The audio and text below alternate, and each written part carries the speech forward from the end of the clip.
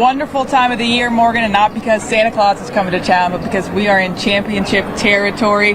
Brooks County on the hunt for their third state championship today. We had 52 teams at the start of the season. Brooks County are only survivors. Are you surprised at all that the Trojans are here in this position today? I'm not surprised at all, because when I spoke with Coach Freeman last year, he said they're going to be good. They made it to the quarterfinals last year. And then when we look at the realignment, I think I've been saying all season, this has been my favorite region. Them, Clinch County, and also Irwin County. I knew it was going to fight. I feel like it could be either of those three teams right here in Mercedes-Benz Stadium. It just happens to be Brooks County. Yeah, you look at things, Brooks County has beat Manchester, Bowdon, lost to Manchester. They both beat Clinch. One of each other lost to Irwin County. So much happening in this region. What do the Trojans need to do to bring home that state title today?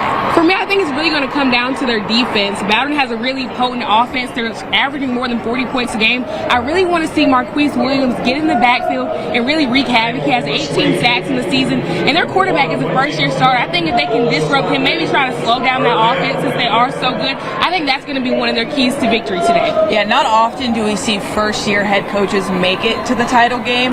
That happened here with Josh McFathers. What is it about him and the culture that he still keeps at Brooks County that's got them here today? You talk about the culture. The culture starts from Maurice Freeman, who also got the first state championship in Brooks County history in his first year as head coach. So I feel like the spirit of him lives on here, the bring the hammer mentality. He was his mentor. He was under Coach Freeman, and Coach Freeman really mentored him and helped him guide him to this point, and I think he just continued his legacy. Absolutely. He's learned a lot under Coach Freeman, and Aaron Moose has more on Josh McFathers' first year as a Brooks County leader.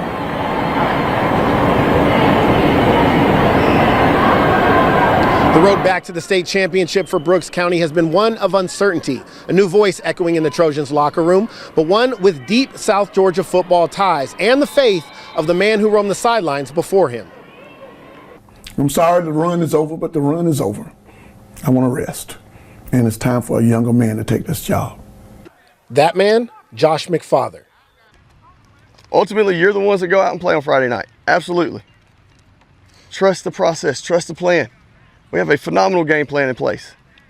Following a legend is never easy. We've seen teams and programs at all levels try. The expectation, the pressure, and the desire of a fan base to duplicate success. It's almost impossible. Almost.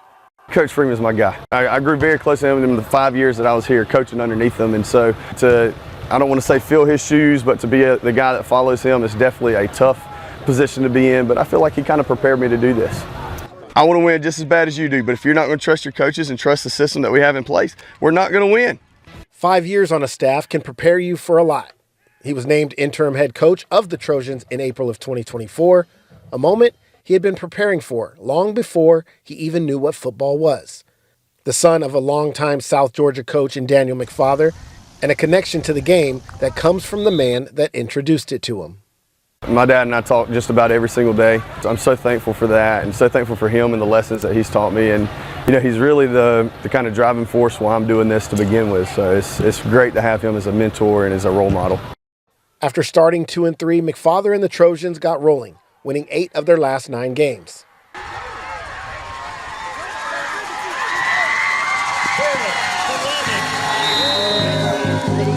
The community bought in, the players locked in, and a title back in Quitman is what Coach was here to deliver.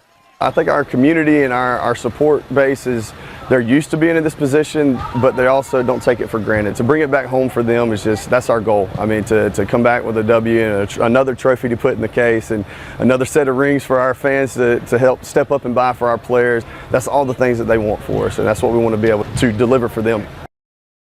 A little bit of extra motivation for McFather. On Friday, Brooks County announced they are removing the interim tag and officially naming him the head coach of the Trojans. His message, the same as his predecessor, bring the hammer. And we'll find out if McFather and the Trojans can do that here tonight.